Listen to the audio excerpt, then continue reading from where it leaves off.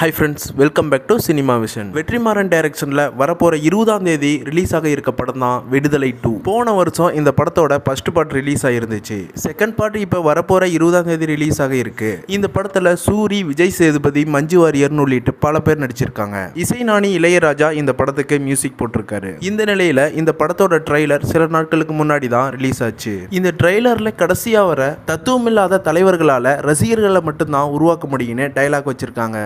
இது விஜயோட அரசியலை தாக்கி பேசுற மாதிரி இருக்குன்னு ட்ரைலரை பார்த்த உடனே ரசிகர்கள் சொல்ல ஆரம்பிச்சிட்டாங்க.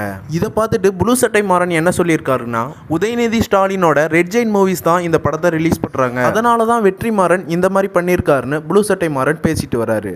ஆனா தமிழ்நாட்டில் பல ஆயிரம் ஆரம்ப பள்ளிகளை தொடர்ந்து மதிய உணவு திட்டத்தையும் கொண்டு வந்தவர் தான் காமராஜர். அப்படிங்கிறத மறைக்கவோ மறுக்கவோ முடியாது. தத்துவம் இல்லாத தலைவர்களால ரசிகர்களை மட்டும்தான் உருவாக்க முடியும்னு சொல்லியிருக்கீங்க. இது நடிகர் விஜயை தாக்குற மாதிரி இருக்குன்னு பலரும் நினைச்சிட்டு இருக்காங்க. இந்த வசனம் எம்ஜிஆர் தான் கிண்டல் பண்ணதுன்னு ஒரு பக்கம் பேசிட்டு வராங்க. தத்துவம் இல்லாத தலைவர்னு சொல்றவங்களுக்கு இதயமேனி படம் மூலமா அன்னைக்கே பதிலடி கொடுத்தவர் தான் எம்ஜிஆர். சத்தியம் தான் நான் படிச்ச புத்தகம், சமத்துவம் தான் நான் அறிஞ்ச தத்துவம், வெற்றிகளை மட்டுமே பெற்று வந்த அரசியல் தலைவரா இருந்திருக்காரு எம்ஜிஆர். இருந்தாலும் இந்த படம் வெற்றி பெற வெற்றிமாறனுக்கு வாழ்த்துக்களை தெரிவிச்சிருக்கிறாரு ப்ளூ சட்டை மாறன். மேலும் வெற்றிமாறன் எம்ஜிஆரை தாக்கி படம் எடுக்க மாட்டாருன்னு கமெண்ட் வந்துச்சு. அதுக்கு வெற்றிமாறன் இதெல்லாம் நல்ல முட்டு, படத்தை ரிலீஸ் பண்றது ரெட் ஜெயின் தானே அப்படின்னு சொல்லியிருக்காரு. பிலாசபி பேசி அரசியல் பண்ண தலைவர்கள் நாட்டுக்கு நல்லது பண்ணுவாங்களா, பிலாசபி பேசாம அரசியல் பண்ற தலைவர்கள் நாட்டுக்கு நல்லது பண்ணுவாங்களான்னு உங்களோட கமெண்ட்டை சொல்லுங்க.